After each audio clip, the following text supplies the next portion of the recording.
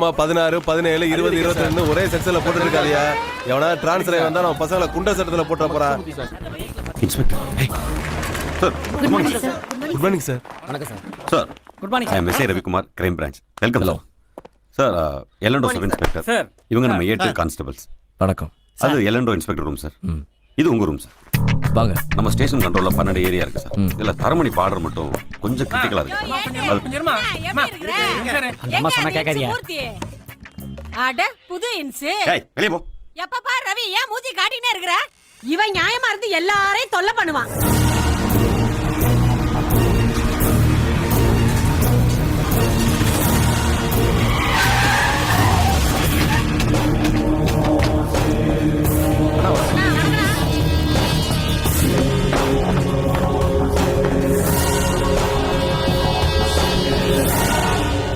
என்ன பாக்குற?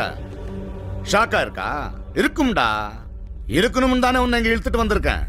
டேய், உனக்கு ப்ரமோஷன் கொடுத்தது உன் டிபார்ட்மெண்ட் தான். ஆனா திருவான்மையூருக்கு போஸ்டிங் போட வச்சது நானு.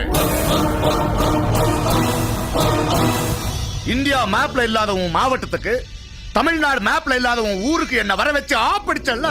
இப்ப என்ன பண்ணுவ? இது என் ஊரு, என் ஏரியா. நான் அடையாள துப்புனா ஆவடில நினைவுண்டா. தாம்பரத்துல தட்டினா பாரிஸ் எகரும். இது மயில் வாகனம் கோட்டடா.